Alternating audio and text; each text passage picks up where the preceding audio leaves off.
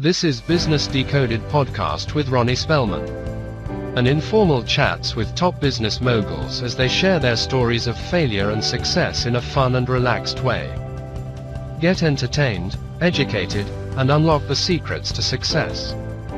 Welcome to Business Decoded with Ronnie Spellman. I am excited to have another new friend on the program, Riva Levinson, who's the president and CEO of KRL International. Riva, welcome. Pleasure to be here. You just returned from a long trip on a demining effort. It's been a long few days for you, but tell us what you were traveling doing. Okay. Well, actually, the trip, I did a mission to the center of Angola, where the U.S. president had come to Angola. It was the first U.S. president, Joe Biden, came the first time any president had ever been to Angola, and his first trip to Africa. And I was there to help put together the private sector part of the big announcement that he made. And the announcement that he made was the U.S. was going to make its largest infrastructure investment ever in the continent, connecting the west coast of Africa to the east coast, or back all the way through the DRC, through Zambia to Tanzania. And so I helped put that project together. And then I got there a couple days early. And so I went with a team called Halo Trust. And they flew me to the middle of the country because in order to have this infrastructure, the rail open up the country, you have to get rid of the legacy of decades of civil war, where the mines were laid by the Russians and the Cubans and the South Africans and Americans. So I went to see how that operation was going. And that's why I'm tired today. A few weeks before that, you were with another president in Dallas, Texas.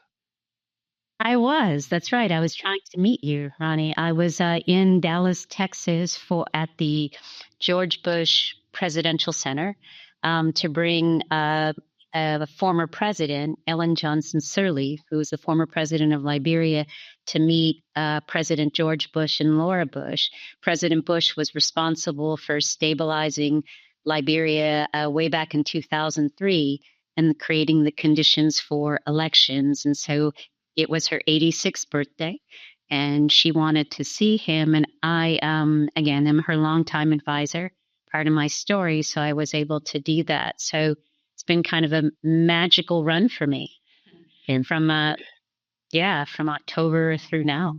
And so I'd love to talk more about Liberia and your connection with her soon, Sure. But I'm amazed. You are, I think some have described you as a major international power broker of sorts. Your connections and what you've done is just amazing, but you're a political and business strategist. I'm not sure I would put you in the framework of a lobbyist per se, but you've done lobbying work and consulting work. Tell me about your career journey. It's an amazing, amazing background. Okay, so I probably am all of those things. I don't run away, Ronnie, from the word of lobbyist or advocate. I got my start in the mid to late 1980s. It was Ronald Reagan's second term. And there was a company at the time, which is infamous now, called Black Manafort, Stone and Kelly, Call Manafort, Roger Stone, etc. And it was the first real operation to make bipartisan efforts to advocate in Washington, D.C. And the world was exploding. You know, we were hoping, we were on the thrust of the Berlin Wall falling down, the Soviet Union collapsing. They needed somebody who could speak a few languages and was willing to just kind of be airdropped anywhere around the world. And that's actually how I got my start in the international advocacy space. So that was 1987. And it's all detailed in my really fun memoir, Choosing the Hero, My Improbable Journey in the Rise of Africa's First Woman President. It opens in Mogadishu, being thrown into the middle of a war zone. So a bit of a survivor. So actually, that's how I got my start in this type of crazy business, and was able to literally follow the history of the continent from the time of the Cold War to, to dictatorship, to warlords, and then to democracy and the opportunity for economic development. So it's kind of my stories. So, Riva, how did you end up getting connected with that firm? Did you know someone there? Because those people were very well connected in Washington, D.C. And you speak about bipartisanship. Most people might not recognize this, but you have Roger Stone. Those partners were from both sides of the spectrum politically, and they tried to do something fairly innovative in bringing in and collaborating, as you mentioned. But tell us one about the group. But how did you get connected with them? And I was such a random hire, Ronnie. I came down to Washington on an internship. I was waitressing, working at an NGO, teaching aerobics at my lunch hour. The NGO that I was working for went broke. So I was like looking for a job, and I just managed to get a list of these different companies that were starting up and doing international work and talk my way into an interview. Wow. Went and met Paul Manafort on one July afternoon in 86, 85? Yeah, it's like right around there, 20 something years old. And I just told him that there was no place I wouldn't go. He would want me, by his side. And I think at that time I was the first hire. First of all, like one of the first women professionals.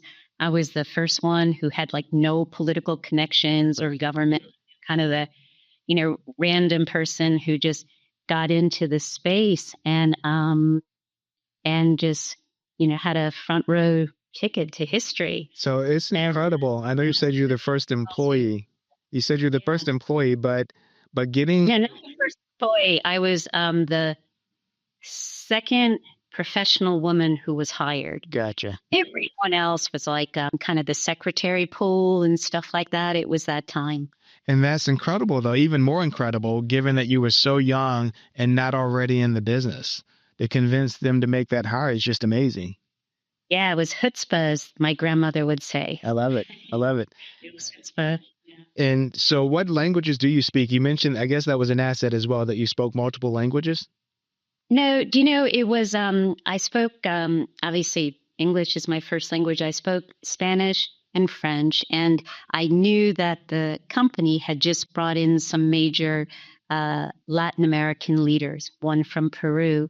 So I knew that from just the background I did, talked about speaking Spanish and writing and the willingness to travel. And, I think it was just like a roll of the dice for Manafort. I mean, could hire me and fire me. So, like, why not try, right? Right. Yeah. And it sounds like you succeeded, though. I did. I mean, he gave me a airline tickets, an American Express card, a business card, and just set me off. Wow. And yeah, it was a remarkable journey. It ended up being, it started off like tremendously exciting at the tip of the Cold War, and you're working for freedom fighters, and the world is changing. It got incredibly complex, but I stayed with it. I stayed with it for the full decade of when the firm started until when it closed. Oh, wow. You were with it from the beginning to the end. I was with it from the beginning to the end. I was that 24-year-old kind of naive person, but it was one of those things where every time I was given a mission, I just took it. And at that time, the late 80s, people didn't want to travel. Right. There were no cell phones and there was no predictability. And then when you went and you traveled and you were in the bush of Africa, you were like in the bush, right? Right. What was your first mission? What did that look like? So you've got the credit cards now, and they sent you off. What was your first mission like? So, it took me a couple of years to convince the partners to put me out there, right? Okay. Because I'm a young woman, and it's a pretty misogynistic, male-dominated bravado society, and but my first mission was the mission that nobody else would take, which is they it was the time, again, it was 1987. It was July. I flew into South Africa. It was under apartheid. Mandela was in prison. The Soviets and the Cubans were in Angola. There was a massive civil war. Namibia was a client state of South Africa, and my job was to go to a airfield in northern South Africa and fly over Namibia into the bush of the rebels. Oh, Yeah, wow. And it was just you on this mission. it was me. It was another colleague, and the reason I was there was I brought the chief of the editorial board at that time of the Arizona Republic, which was major newspaper, and again newspapers were gold. They were king at that time. They made all of the difference to bring them in and to see what it was like on the front lines of this war between the Soviets and the Cubans on the continent of Africa. Yeah, so that was my first mission. It was naive and stupid, but I lived to tell about it. So I hear you've had quite a few harrowing experiences, though. Anything that you can walk us through without compromising any details that are unknown? But Well, since I believe, Ronnie, that you own your own story, yeah, and you tell it, warts and all, and with honesty. And so many of my stories, at least, are in my first memoir. My second book is not yet complete. right. Those are some ones too. But so I've told a lot of these stories in some detail. But at that point, when Manafort was deploying me to places like Somalia or Nigeria, it was Kenya, South Africa, Angola. It was a very unstable time. Democracy was breaking out, and all of these countries were looking to align themselves with the U.S. And so that was a really powerful time in history where everything was black and white. You either with us or you against us. Everything started to change, as you know, and become much more complicated. Wars broke out, civil wars broke out, countries were moving to democracy, and my missions followed that whole trail of history. But again, I think maybe I'll pause here and let you ask another question. This is very exciting to me. I had a chance to meet Winnie Mandela. And so I'm not an expert like you are in that area, but it was an incredible discussion and experience. And to be able to talk to you about what was happening during that period of time is amazing. So tell me what was, it's kind of neat. You are a private sector business and consulting. We have our State Department. We have a lot of people deployed officially as a part of the government. Why was your firm critical to kind of the evolution of the activities there versus relying solely on the State Department? How does that come about from a private sector? Yeah, it's a great question. And then and Ronnie, I've like refused to go on the inside the whole time. So I've been on the outside for a while. I think the role of somebody like me as an operative, and again at that time it was I was deployed by others. I didn't pick my missions, and some of them were complicated, and some of them I look back and I actually wonder whether we were on the right side, whether we did the right thing, if we caused harm, if we brought democracy, the complications of doing politics in the international space, right? But so in the early part, but somebody like myself, you choose a side, you go in, you work with the leaders, you try to determine a way to move forward, hopelessly a way of democracy and good governance, and you don't have the diplomatic constraints. You don't talk in diplomacy. You help people. You help people navigate. And I think increasingly, after working with Manafort for 10 years, I made a decision to essentially go off on my own and take the skills that I had learned, which nobody could learn from somebody like that and survive it, and be able to put it to use in places where I thought I could make the type of differences that I wanted to make. Right. That is, again, that's really incredible.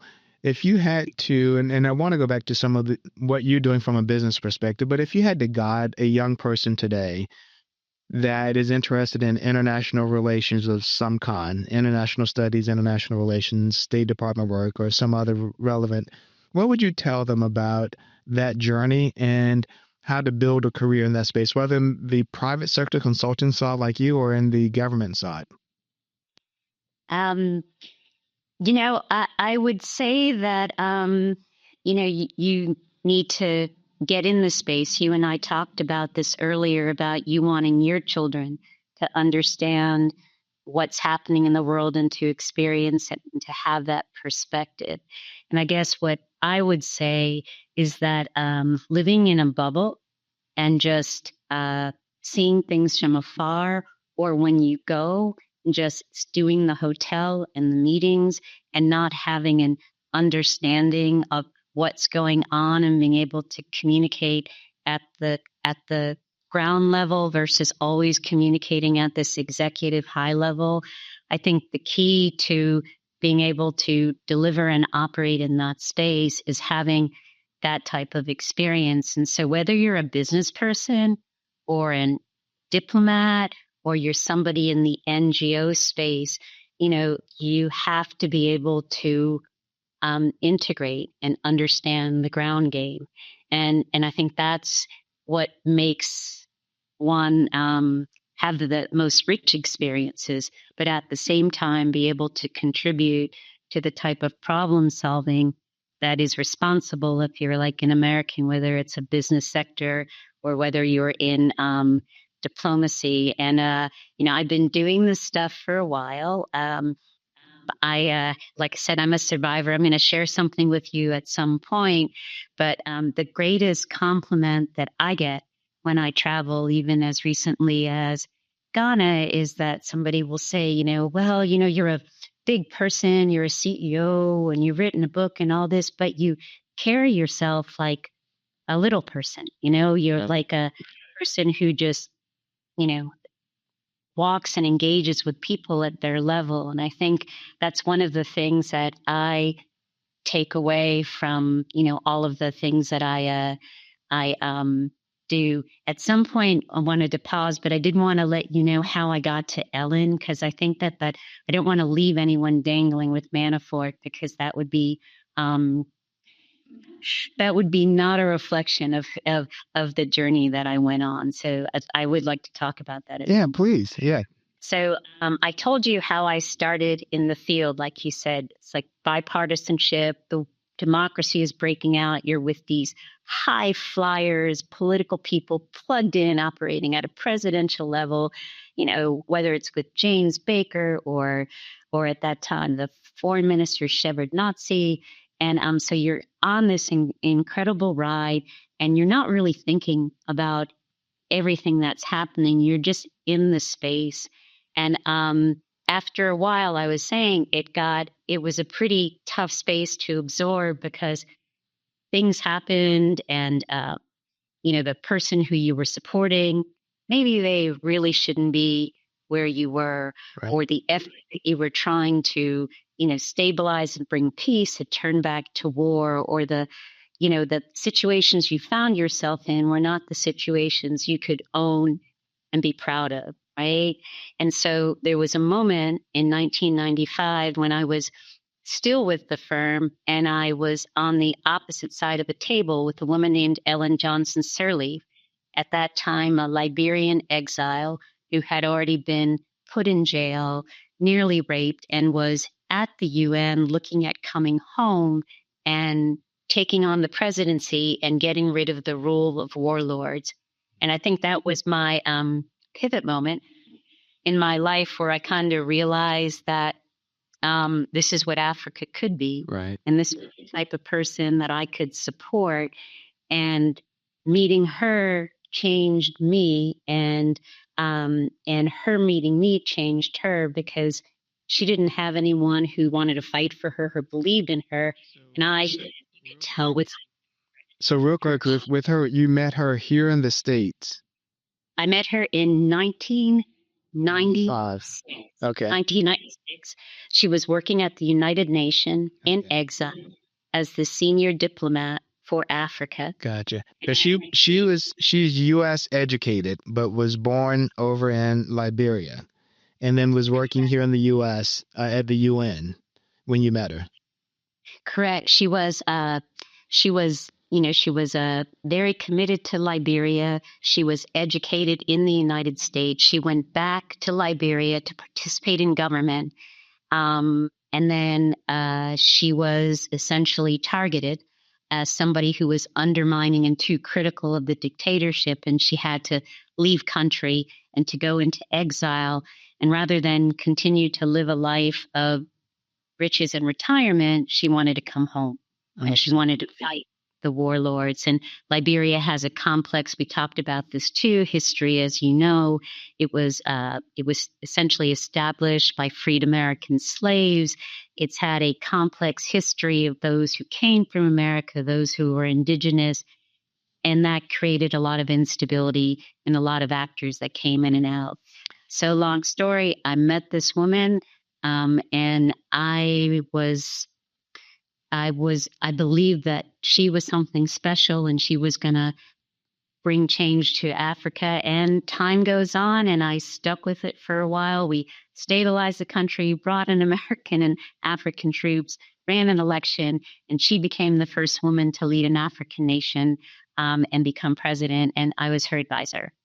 So, yeah, so from Paul Manafort to Ellen Johnson Sirleaf, it's this kind of circle of a journey that you own and you're grateful for.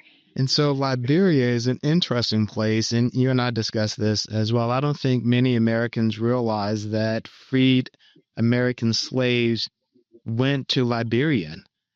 So the history there is just intriguing. That's at least worth, you mentioned it, but it's at least worth highlighting. It's a population of about 5 million or so people. But she went back there after being in the U.S. because she wanted to make a difference, recognizing that it could be very dangerous for her to go back. No, that's exactly right. And even though we talk about this as a point in history, that issue of the diaspora and the African diaspora coming back to commit to their countries is one that, continues today. But it was very dangerous for her. Nobody wanted her to go. Her family was calling me saying, "Don't let her do this." And so it was a decision she made. She went there. It was a tough election. She lost miserably, but it was impossible to win when the country was controlled by warlords. And it took her 3 tries.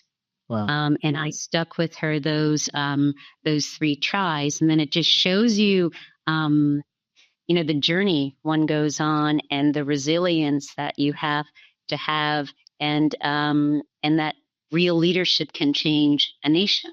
So are you familiar with the name Malala? She was the youngest Nobel Prize winner. Yes. And I had a chance to spend some time with, she's a Shaheed. And she tells just a beautiful story. So she's was in college at Stanford. And then I hope I get this right, but she was in college at Stanford, and she heard about this young lady that was writing and posting about not being able to be educated as a young lady. I think she was 12 at the time, this young lady. And her and her friends at Stanford decided to go back to Pakistan and participate in educating these women in some summer program because they were banished from going to school. So that young lady ended up being Malala, and they became really good friends. That's amazing. It is. And then a few years later is when the Taliban shot Malala on the bus in the head. She ended up surviving. And most people know her around the world, though. And you talk about someone like Ellen who would sacrifice her own well-being to go back to her home country and make a difference. And I find that incredibly amazing. I of course I know Malala's story very well, and the heroism she had, and the fact that she fully recovered and was able to be that role model. I think I guess it's Afghanistan is remains a complex place for women. But I would also say that Ellen Johnson Sirleaf, she also won the Nobel Peace Prize in 2011, and she won it along with another Liberian named Lema Bowie and a Yemenese woman named Tawakkal Karman. And so, that was, I think that was before Malala, but it was the effort to focus on the women peacemakers and how women were bringing peace to the world. Yes. So yeah, I've had a few people that I've had a chance to get to know as well. And now to hear their stories about trying to escape their country that was complete turmoil and how they had to change and doctor their documents to get out of the country. I'm sure you've seen and heard a lot of those experiences as well. I don't know if you have any specific stories. I know in your book you discuss some of these items, but listen, it's I say it's one of my favorite lines is from the time of Mandela that history is not kind to those who push it. And just saying that a lot of the people who I've worked with have had to come in and out, Ronnie, of the country because you pursue an agenda, and then it's because there's lack of transparency or governance. Sometimes the system turns against you, and you have to flee. You have to flee, whether it's your life, whether people want to criminalize you for allegations of corruption or stuff like that. One of the things you got back to, because you're all about lessons, right? You're all about how does one's journey reflect back to your audience and to what they can take away from it. And I guess one of the things that that I would say, and maybe it's a bit of my professional journey, is I had done a lot of this work on the outside and got very good at what I do and understanding the complexities of politics and knowing I could make a difference. And I made a decision right after President Ellen Johnson Sirleaf got elected, and I had worked with her pro bono that whole time, that I made the decision that I didn't need this big high partners, and I didn't need people who were there as my getting my back, that I had the capacity to create a business that could thrive and run on projects that I picked, the ones that I believed in, and that I could build a business, and sustain my business in that space, which was a very, as you know, politics in Washington, Ronnie, it's a very male dominated space, particularly the international consultancy. And so one of the things that, I learned on the professional space that, you could create that basis. You didn't need these big political names to carry you. You could carry yourself by what you could deliver and what you could commit to the projects. And I think that that's often a space that young people get stuck in, right? I agree with you there. So if you don't mind, tell me, we have a couple minutes before this program ends. Tell me about that a little more. How do you help someone understand how to create a business in a space with major hitters? So people with big names that are very influential. How do you come in and build your own business and be able to compete at an impactful scale with these other big names in consulting firms? So it's kind of brick by brick. Yeah. It's brick by brick. The first thing you have to do, though, is just get a few core people who believe in you, who know what you can deliver, who know that the work that you do is not dependent upon these big political names that carry themselves to, up to Washington and knock on doors, that they believe in you for who you are. So what I did was I had a few clients who I knew would carry me to help me open my own business. Nice. And I didn't have to, I made a decision not to set up a board, not to take on overhead, but literally just to build it deliverable by deliverable. I had the advantage of actually just helping the woman who was the first woman democratically elected to lead an African nation, Ellen Johnson Sirleaf. She had no money. The reputation, the precedent I set, what I demonstrated in being able to stick with her that long, that drew people in. And so I just built my business off of, a few people who believed in me, and then was able to kind of carry it through. I didn't get out ahead of myself.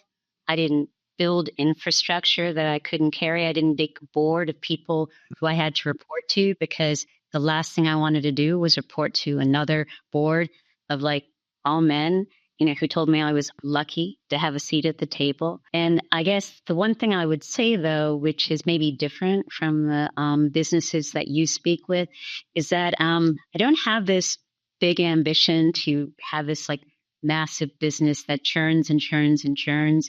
I have a business that is involved in really consequential things, that turns a good business, mentors young people, and always seems to be getting like these projects that are on the cusp of really transforming projects, whether it's economics, like I was talking about in Angola, or politics. And so I say that I've built a remarkable business in terms of reputation and the deliverables, but I haven't built this massive conglomerate. Right. I've built a space that anyone would love to come in, Right. to learn and to participate. And so that's kind of the durability of my business. Yes. What's cool though to listen and learn from a listener perspective is how your first job getting in with the original lobbying firm, bipartisan lobbying firm, taking a gamble because you weren't already in that space. And now you've converted to having your own business, and you're doing it in a way that you feel comfortable with.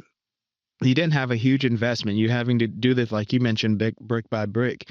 But you're using the knowledge that you've gained from that beginning period to now to create a business that you believe in, using the experience that you've been able to develop, which is just amazing to me.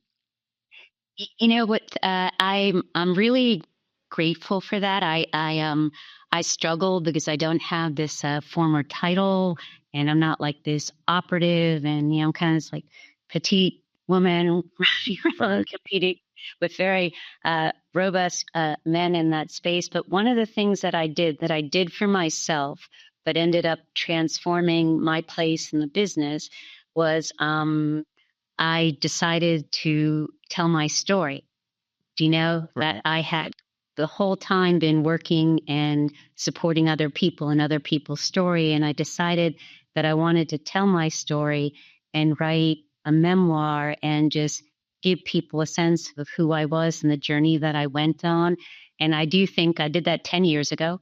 So that was 2016. And I think that was a remarkable pivot point for me, because after I did that, people understood that I was grounded in knowledge and experiences that very few other people had, whether they were former State Department officials or ambassadors. And just by storytelling, I was able to use that to draw the type of business sustainability that I was looking for. And that storytelling has become one of the most unique skills that I bring to clients, because we don't do PowerPoints or decks or anything. We help people connect to an audience. Right. I think that's a big part of our success. It's a big part of why we were successful in Angola. That's it. So with Ellen, President Sirleaf, you stuck with her for a 10-year period or so before she won the election. She didn't have money to pay you, and you still were committed to that cause, right? So I was working at the time again for a lobbying firm, a big lobbying firm. It was just after Manafort had left. We were assumed by Burson Marsteller, Okay. and I just convinced the company that if they let me do this work pro bono, right, it would take nothing away from what I did. It would build the type of reputation that any type of company would want in terms of investing their skills in something worthwhile. And so I navigated this space for just a number of years. And after a while, people were so frustrated at me, like as she called me, I had to go hide in the corner. They did give me an opportunity to, to travel to Liberia. They didn't pay, somebody else did, but they did allow me the space to invest of myself. And so I'm grateful to that. But, in lobbying and PR, you got to clock your hours and you have to have a 40% rate of return. And so I had to do all that while doing the churn, Right. Right. And that's why when she won, she's like, Riva, just get out of there. Yeah. I love it. Just go do your own thing. And she said, I'll be your first client. I'm like, but you can't pay me. She goes, yeah, but Right. But you found a supporter, though. She might not have been able to pay you, but you found someone that you could build that relationship, and she would stand by you as you built your business. She would, and she would openly associate and talk to people about what I had brought. And you know how our world is that like when she was down and no one believed in her, no one would like take her calls or anything. And then she becomes a history maker and everybody's trying to come in and be in her space and Right. shine in her light. And so many people were trying to push me away because who was I? But she was loyal to the core, and I was able to use that experience and that energy to to have the confidence to go on my own. Amazing. So tell me this, Riva, it's as we begin to wrap up, where did you grow up and how did you end up in DC? Oh, okay, great. So where did I grow up? I grew up in Connecticut. Okay. And I went to school in the Boston area at Tufts University. Fantastic. And I ended up in DC because at the time I had to put myself through college. I was working at Legal Seafoods. I was waitressing and cocktailing in a bar, and I met like somebody who said they were opening the Los Angeles Olympic Organizing Committee in Washington, D.C. And I kind of talked my way into a job, and it was just like the random conversations that you have that put you on the journey. But one of the things that maybe I wanted you to know about myself and my family, and which is a thread that runs through my book, is I'm first generation American. My parents were Holocaust refugees. They were on some of the last boats that came from Berlin at the time. My mom was born in Berlin, and my grandmother was a medical doctor at the time, which was remarkable, being Jewish and in Germany and being able to have that level of academic performance. But she, when she came over, she was my inspiration. I mean, she was my rock. She was what I was proud of. And I always wanted to honor her memory and the memory of her family. And anyway, so in my memoir, my grandmother's spirit runs through the story along with Ellen. And at the end of the book, they kind of, for me, I find peace in the relationship that they've established together through me. That's pretty amazing. So first generation, you said your parents were the last ones on the boat to come over. How? My mom and her sister and my grandmother and my grandfather, so they came over in one of the last few that was able to come over before the boats turned back, and that was 1936. And I obviously led a pretty privileged life as coming in America and being firstborn, but I always carried her history, my grandmother's sense of responsibility. And the survivors of the Holocaust, they do not talk about it. They don't talk about their family. They don't talk about their loss. My grandmother never uttered a word of German again. So, and then the first generation, my mom, all she wanted to do was assimilate, to just run away from her past. Wow. So it's grandchildren to be able to tell the story because we're far enough away from it. Right. And again, so my grandmother is actually the kind of the core of my conversation in the book. And I always, even at the Nobel Peace Prize, or when I'm in these crazy places, or when Manafort sends me into Somalia, and I like wonder what the hell I'm doing with my life, I always have this like spirit of somebody that says it's the struggle, it's the journey.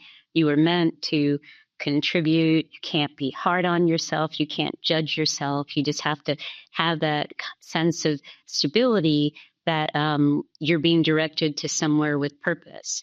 And so again, just a part of me, it's all in my book. Yeah, I'm proud of it. So Riva, that is interesting. When do you think you started to learn that history? Because as you mentioned, a lot of families don't talk about it. Your families didn't seem to talk about it. When do you think you started to learn that history? And when do you think it started to have an impact on you and in your direction? I think I started. I also had a bit of a difficult upbringing because my mom was ill and my family broke apart, and so I was pretty much on my own since I was 13, and kind of struggling with having this game face on and always just letting people know that I was cool, even though things were not cool, Right. and knowing if you were gonna be able to go to college or get the prom dress or any of that. But no one ever knew. I had this like game face. I did the game face when I finally got to college and was able to figure out how to go and get through it. Then I had enough space to understand it wasn't just about me, right? It was what had given me that energy to do it, and that's when I started to really dig deep into my grandmother's past, and to sit down and record her, and try to get the information. And she wouldn't give. She held it so tight. A lot of the things that I learned after she passed, and they were in her files, like the books, the pictures, the things that she didn't reveal because she revealed in words because I pressed her, Right. but other parts of it she didn't. And so part of my effort in writing this book, there's so many different streams, was to tell the bits and pieces of her story, throughout that, and to have her be the the that for her to be proud of me. Right. Do you know what I mean? No, absolutely. And I ask, I hope you don't mind me asking, but there's so many people out there. I don't mind. Like I said, I'm not open book. I've written. It's amazing though, because there's so many people on a similar journey. They're 13 years old and they're trying to figure out their space. And, there's so many kids that are influenced by their environment and they don't know what's next or how to make it. And so the idea that you could figure out how to get to Tufts, which is a great university, and then take your journey from there is just incredible to me with all that's happening around you. And a lot of kids put on that face that you described, where they don't want anyone to know what they're struggling through, and that's incredible. Well, But I was still. I mean, I'm still luckier than most, Ronnie. I mean, I had a roof over my head. I had instability, but it wasn't like I wasn't going to have a meal the next day. I just didn't know if I was going to, like, where I was going to be the next day. And I didn't want to own that anger or the sense of, betrayal of your family. You just wanted to, you wanted to keep it going. And so and I think that if I hadn't had that struggle, maybe I couldn't have told my grandmother's story. Right. What had I been through? Right. I also think if I hadn't been that, like, would I have gotten on that crazy plane and flown at top over the Caprizi Strip into Angola, or would I said yes to all of these different missions? Maybe I don't know why I'm willing to continue to do that, but I haven't regretted. I haven't regretted any of them. I met I was in Ghana recently at this I'm Jewish, but there was nowhere to go for the high holy days. I went to church of a friend of mine, and I was telling the pastor my story, and he said to me that he thought that, that I should have been one and done a long time ago with all these issues, but maybe something was just keeping me going because, there was, I was, destined to do something I had not yet done yet. And I do want to say that the book that I wrote, Choosing the Hero, My Improbable Journey and the Rise of Africa's First Woman President, is really made for people who are stumbling through their journey and feel not so much an imposter, but feel like maybe they've compromised, they've taken decisions that they don't know if they're the right ones, and they're afraid to own them. And my story is about just owning your history and the decisions that you took, and just putting it all out there, because I think that level of transparency and openness is really welcome. In some ways, I feel like that's where our media is going now. Everyone wants to do podcasts. Here we are, honestly, to people, versus hear the talking points or hear what you're supposed to learn, or the 3 things that I, Riva, have to tell you after all of the work that I've done. I have no idea what those 3 things are, right? And that's interesting. I was thinking of that premise a few days ago with the podcast and what this media form has done for a lot of people. It does kind of open that discussion and give people an opportunity to learn.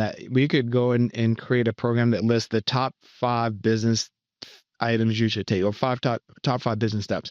But this gives us a conversation around how to build a business and how to build a life and how to build success in a very natural way, where you get to tell your story and more of the details behind it, which is why we call it Business Decoded, because they're much more than having the same 5 points that we would tell everyone in their specific business. 100%. And your story and just how you even reached Tufts, and then how you reached DC, and then how you got your first opportunity, that is about working really hard and finding the path to success that might not be conventional. And I'm amazed by it. What's interesting as well is to now understand more detail about your upbringing and your family's transition from another country and their struggle probably is what inspired you to do some of the international work, because you see the plight of other people. I'll tell you a couple things. Well, first of all, I think that sometimes the 5 things that you take away from business are not what I say my 5 things are, but by me telling my story, what other people take away from just listening to the conversation that you and I are having, and not imposing it, but letting them hear. And I think that's one of the reasons, Ronnie, I think your podcast is so successful, because you have no idea where it's going to go. I do. And I think that that's part of the beauty of the conversation. But I will tell you that I have 3 brothers and sisters, and all of them did what's called an aliyah. And an aliyah was to go to Israel and to recognize my grandmother's sacrifice by going to Israel. And a couple of them, they met, Israeli. Half my family is in Israel. And I like to say that they all went to Israel, and I got on a plane and went to fight the communists and the Soviets in Africa. And my grandmother was just as proud. Wow. I hesitate to ask, but I think this is a unique opportunity for me. So given that you're an international relations person, you have a background connected to Israel, and what do you see around the world today? Like, you've got the conflict happening with Russia and the conflict over in Israel. And what do you think, as an expert in international relations, on where the world is today? It's a great question, and I've written about it. I wrote an article in April, after I came back from a trip in late January on Israel. It was very early into the war. And I said that in a world turned upside down, that courage has new meaning for me. Right. And I start talking about all of the things that I've done, and I traveled during Ebola and in COVID and the war zones that I've been in, but standing up for Israel at that time when it was under siege and being willing to put my voice out there was one of the bravest things I had to do as a professional, because in the space that I operate in, you could not speak, right? And I think that it's an article. I'd love you to read it. I think that it's as relevant today, which is like a year later than it was when I wrote it. But I do think it's really, it's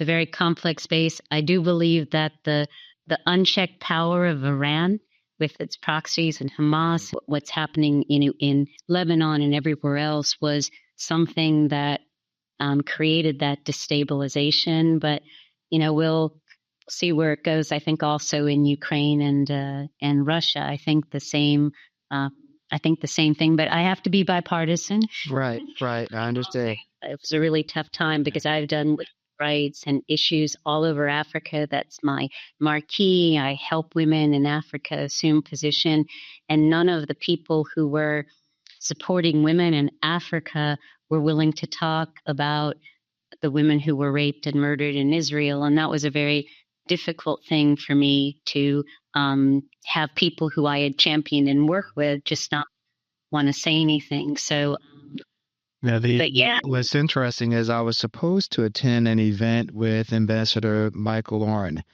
and it was just a few days before October 7th. And my travel, I had just changed my schedule and I couldn't get back for it, but it was just a few days before that event. And I look back on it, and it's just, so Michael Oren is the former ambassador to the U.S. I met with Michael when I was there in February. I went with the clergy of the greater Washington area, Reform, and I was the only member. Everyone else was clergy. And I went over and I met with Michael Oren at that time, and just the struggle he was having, not only in the country, but also managing the politics that were coming at him from Washington. It was and he liked my article, so you have to read it. I will read it. Riva, it's been an absolute pleasure learning your history and your progress and what you've done. It's just an amazing level of success that I hope other people listening will learn on, one, how to get through challenges at the age of 13 and being able to go to a great university, and then finding your way in really unique positions like your first job without having had the background in it. Because so often people hear that they need experience or they need a certain set of credentials. You need to have graduated from the right university. And you are an amazing success story from a business and career perspective. And I'm just so proud that you could join us on the program. I'm so proud. I wanted to say two things. Absolutely. I think they're important. One is that even though I started in this very complex, controversial firm that became infamous, Right. The experience that I got, I mean, the fact that these guys gave me a chance and put me in a space that, that few people in the world would ever be able to experience at that time and believe in me. I mean, I'm grateful for that. And I learned what I could, but I was strong enough not to take away behaviors that I didn't think I wanted to own, right? And so just because you work with complicated people, you can still take away the best from them. Absolutely. You don't have to be trapped by who they've become, right? Where they end. And I think that's really important, and people shouldn't run away from those relationships. That was like one thing. The other thing is I have to do one thing before we close, but I'm sure that you will really appreciate it. Okay. And hopefully Andy will be okay. So I'm going to grab something really quick. Okay. Hold on. Go for it. As you can tell, I'm not prepared. Okay, so one second. This is my book. I don't know if you can see it, but you'll find it. But I want to read you something because I think it's like my way of summarizing kind of where I landed. It was the last thing I wrote in my book, and I hadn't prepared it at all. I didn't know where I was going to land or even what the title of the book was going to be. Sure. So I'm going to read this. Okay. And talking about Ellen Johnson Sirleaf, right? So, and her long history and working with her. And I say, working with Ellen has taught me to follow my heart and not to fear being misunderstood. I have come to see that certainty is a luxury and destiny, a journey that reveals itself with time. It's easy to stray off course, to doubt, and to lose faith, to see compromise as surrender, to feel judged, isolated, and even abandoned. But there's always something to hold on to, the belief that things will be better, the belief in yourself. I've come to appreciate that we need people to guide us, those we admire, those we believe in, the heroes that we choose. And that's what my book is called, Choosing the Hero. Wonderful. Riva, this has been really special. Thank you for taking the time to join us and share your story. Glad I stayed up for it. Thank you, Anthony. Thank you for joining us on Business Decoded with Ronnie Spellman. Thank you for listening to Business Decoded podcast with Ronnie Spellman. Please be sure to subscribe and share and stay tuned for more incredible Business Decoded episodes.